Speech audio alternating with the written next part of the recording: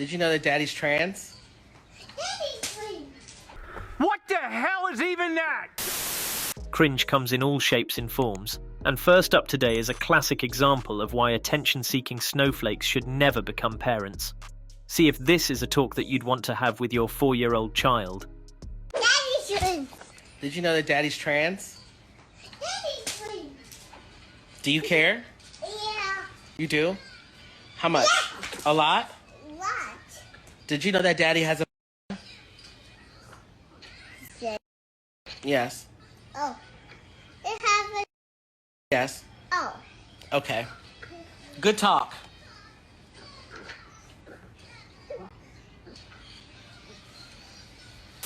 Get ready with me to not go home for the holidays because my pro-Trump family is vacationing in Florida and I'm transgender. Do you feel like driving your car off a bridge this holiday season because the world is burning and everything sucks? Don't do it. Things are gonna get better. They just have to.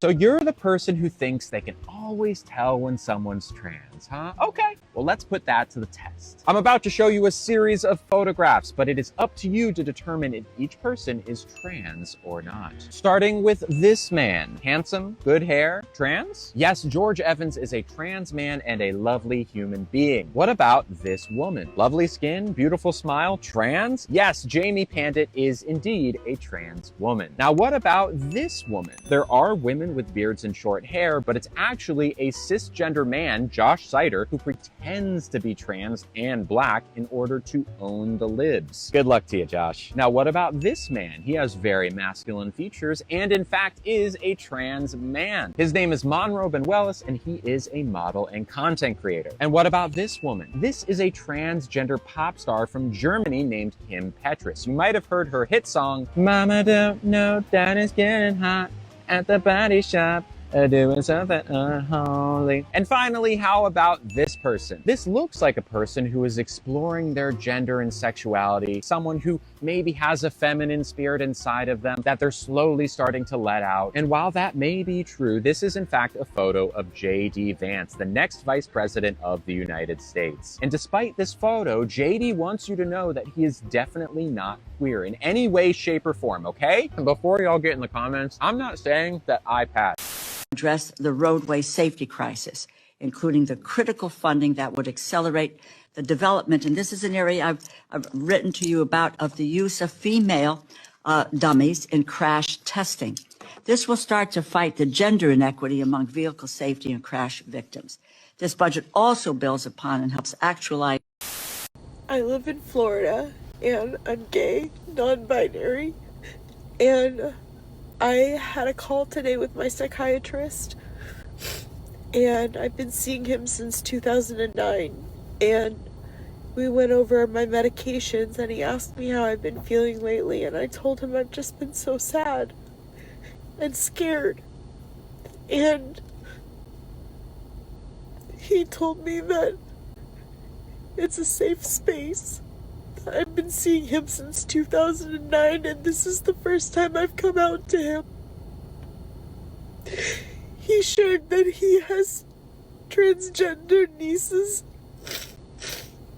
and that they're moving to Colorado for safety. And he asked me what I'm doing to prepare. And I told him I'm in the process of starting to get my passport. He asked me where I want to go, and I said I don't know. But I hope Canada, because I've always wanted to live in British Columbia. And he asked me, what about your parents? Because they're down here, and he knows that I moved down here for them. And I explained that they're MAGA extremists. And that it's destroyed my relationships with them. And I couldn't help but just cry. I just bawled. And he just kept reassuring me that I can talk to him about it anytime, that he and his wife are trying to organize some sort of resistance and support for people in my situation, because it's so dear to his heart. And it just made me feel so good to know that I have someone safe to talk to. Because right now, everything is feeling like a threat. Everything is scary. Every day I cry. Multiple times. It's very hard to just stay functioning in this place with this news all the time and all the threats. Fatphobic people out there, even in the queer community. I was a go-go dancer at a pride party, and the amount of money that I made versus the amount of money that the thin people made was not the same. Sometimes people don't even feel comfortable like putting the money in my underwear, but people are like really awkward with like, should I touch you? Should I? And I see them fully touching other people. So those are little reminders that people still have a lot of work to do around their fat. It's been about 2 weeks since my vaginoplasty surgery, and so today I wanted to talk about the subject of dilation. If this is something that's going to make you uncomfortable, I suggest that you scroll on at this point. Since my post-op appointment last week on Wednesday, where I had the tampon removed, I've had to dilate 3 times a day to ensure that I maintain full depth of the newly created cavity. I have been given a variety of dilators, but have been instructed only to use the one for the time being. I don't know how you guys feel about this, but as an activist, I really cannot stand when non-activists and just, you know, your regular Jane Does that do not care about social justice come to you and be like, you're so brave for protesting. You're so brave for caring about this. You're so brave for being vocal about this. What's brave about just pointing out how horrible it is that human beings are being treated? Like, it just pisses me off. Like you think that giving me a compliment on the things that you cannot do is gonna make me feel better about you? Like, you self-serving. I mean, let's be real, some people don't even like being called activists, like, because it shouldn't even be a label. Like, by definition, as a citizen and as somebody who respects human rights, you should be an activist by default. We shouldn't have to go out there and say it. But when you guys come over and be like, oh my God, like, it's so brave what you do, like, I could never, that's like, you're literally like trying to feel better about you not doing anything by complimenting somebody that does something, so you can de-responsibilize yourself even more. I do believe in the sanctity of life, and I think that's why I felt, along with so many other Americans, joy, unfortunately, you know, because it feels like... Seriously? I mean... Joy at a man's execution? Maybe not joy, but certainly not empathy. Because again, we're watching the footage. How can this make you joyful?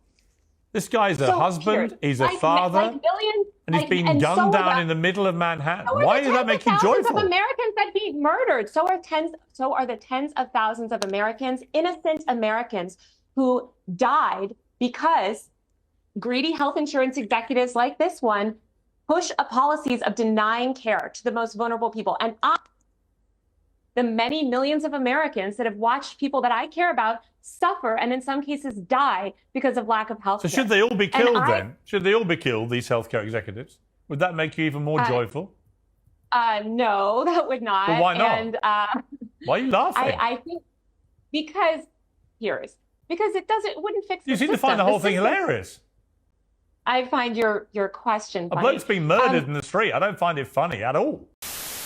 As a person who grew up with a Hispanic grandmother who didn't know that she was Hispanic until I took a DNA test and found out, I have all of the trauma of being Hispanic, but none of the culture. Does anyone want to teach me?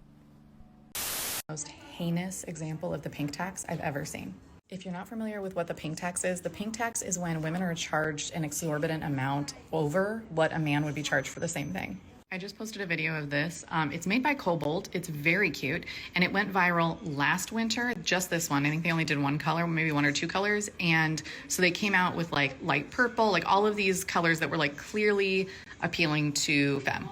So then during Christmas, when I was asked what I wanted for Christmas, I was like, amazing, I would love a full standing toolbox that is pink that I can use to organize all my tools.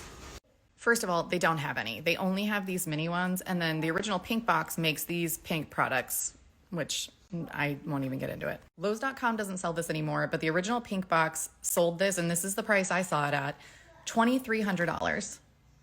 Okay, it's 26 by 65. Here is a cobalt one with wheels that has 2 pieces combined. That is not quite 65 inches, but it's close. $498. This lime green is the closest I can get to a femme radical color. Cobalt, Milwaukee, Ryobi. All I want are hot pink power tools and a hot pink stacky thing that isn't going to cost me $3,000. That's all.